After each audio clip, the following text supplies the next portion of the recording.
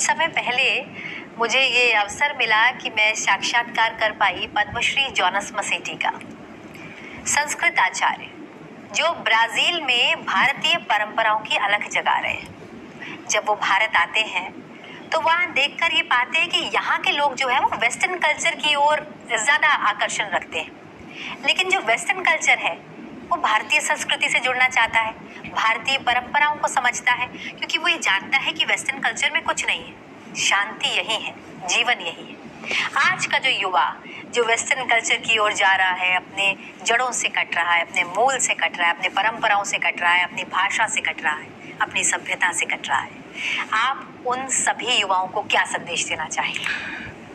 देखिए, जब जीवन की यात्रा चलती है, दूर में रहने वाला विषय के प्रति हमारा आकर्षण सहज है। दूर में रहने वाला पर्वत सुंदर लगता है, लेकिन जब समीप में जाएंगे उसमें कठिनता भी हमें पता चलता है। आज 75 साल के स्वतंत्रता के बाद जितने भी लोग बाहर गए हैं, उनसे यदि हम देखेंगे तो उन कठिनाइयों के बावजूद हम यूएस, अमेरिका इत्यादि देश में जाएंगे, क्या वहाँ की संस्कृति को अपना सकते हैं? अपनाएंगे तो क्या परिणाम होगा हमारे सामने है ऑलरेडी।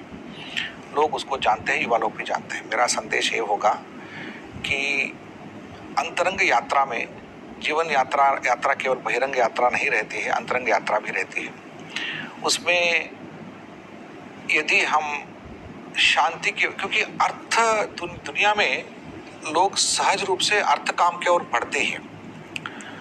आज भारत इतना सफल राष्ट्र रहा है, अर्थ काम जब परिपूर्ण होगा लोग अपने आप में धर्म की ओर बढ़ेंगे। मुझे लगता है कि ये धर्म का काल आ गया है। अर्थ काम पूर्ण हो रहे हैं तो लोग अर्थ काम प्राप्त करने के बाद वो तुरंत अपने मोड़ या तो मोक्ष की ओर या तो धर्म की ओर बढ़ेंगे।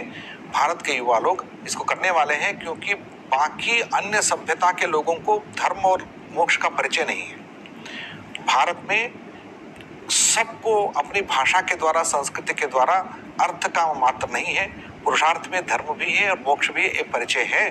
वो मोड़ने में बहुत काल नहीं रहेगा।